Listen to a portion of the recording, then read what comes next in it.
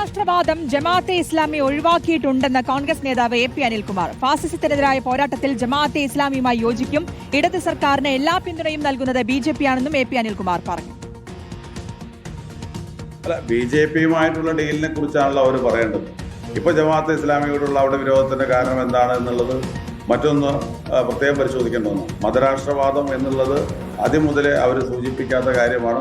പിന്നീട് അത് ഒഴിവാക്കി എന്ന് പറയുന്നതിൽ അർത്ഥമില്ല എന്നുള്ള രീതിയിലുള്ള കാര്യങ്ങളാണ് മനസ്സിലാക്കാൻ കഴിയുന്നത്. ജമാഅത്തെ ഇസ്ലാമി ഉയർത്തിപ്പിടിക്കുന്ന പല രാഷ്ട്രീയങ്ങളും നമുക്ക് വ്യത്യസ്ത അഭിപ്രായം ഉണ്ടാകും. പക്ഷേ ഫാസിസത്തിനെതിരായ പോരാട്ടങ്ങൾ ഉൾപ്പെടെ ജമാഅത്തെ ഇസ്ലാമി നടത്തുന്ന കാര്യങ്ങൾ നമുക്ക് യോജിക്കേണ്ടടുത്ത് യോജിക്കാവുന്ന ഒന്നാണ്. മുബഷീർ പി അക്ബറുണ്ട് വിശദാംശങ്ങൾ നൽകാൻ. മുബഷീർ, ലീഗിനെ കടന്നാക്രമിക്കുന്നത് CPIM ഈ ജമാഅത്തെ ഇസ്ലാമി ബന്ധം അതിൽ സ്ഥാനാർത്ഥികളെ അടക്കം നിശ്ചയിക്കുന്നതിൽ പറഞ്ഞ കാര്യങ്ങളൊക്കെ ഉന്നയിച്ചുകൊണ്ടാണ്. ഇപ്പോൾ എ പി അനിൽകുമാർ ഈ വിഷയത്തിൽ എന്താണ് പറയുന്നത്? ശ്രുതി, ജമാഅത്ത് ഇസ്ലാമിയുടെ രാഷ്ട്രീയ രൂപമായിട്ടുള്ള വെൽഫെയർ പാർട്ടിയുമായിട്ട് മുസ്ലിം ലീഗിനോ UDF-നോ ഒരു തരത്തിലുള്ള സഖ്യബന്ധവുമില്ല, രാഷ്ട്രീയ ബന്ധവുമില്ല, സഹകരണം മാത്രമാണുള്ളതെന്ന് മുസ്ലിം ലീഗിന്റെ നേതാക്കൾ തുടർച്ചയായിട്ട് പറയുന്നുണ്ട്.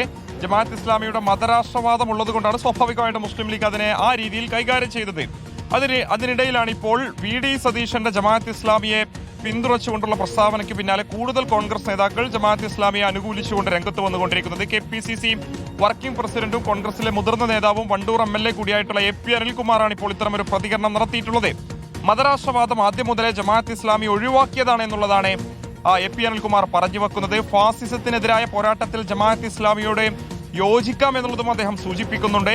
ഈ മതരാഷ്ട്രവാദം നിലവിൽ ഒഴിവാക്കിയോ അല്ലെങ്കിൽ നേരത്തെ അവർക്കുണ്ടായിരുന്നോ എന്ന രീതിയിലുള്ള ചർച്ചകൾ നടക്കുമ്പോൾ അക്കാര്യത്തിൽ നിലവിലെ സാഹചര്യത്തിൽ നിലപാട് പറയേണ്ടത് ജമാഅത്ത് ഇസ്ലാമി നേതൃത്വമാണെന്നും എ പി അനിൽകുമാർ പറഞ്ഞു വെക്കുന്നുണ്ട്.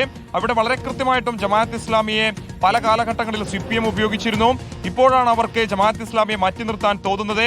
അവർക്ക് താല്പര്യമില്ലാത്ത സമയത്ത് ജമാഅത്ത് ഇസ്ലാമി എങ്ങനെയാണ് കുഴപ്പക്കാരാകുക എന്ന രീതിയിലുള്ള ചോദ്യങ്ങളാണ് ഇപ്പോൾ എ പി അനിൽകുമാറിനെ പോലെയുള്ള നേതാക്കൾ ചോദിച്ചുകൊണ്ടിരിക്കുന്നത്. നേരത്തെ നിലമ്പൂർ ഉപതെരഞ്ഞെടുപ്പിന്റെ സമയത്തായിരുന്നു VD സതീശൻ ജമാഅത്ത് ഇസ്ലാമി മതരാഷ്ട്രവാദം ഉപേക്ഷിച്ചു എന്ന് പറഞ്ഞിരുന്നത്.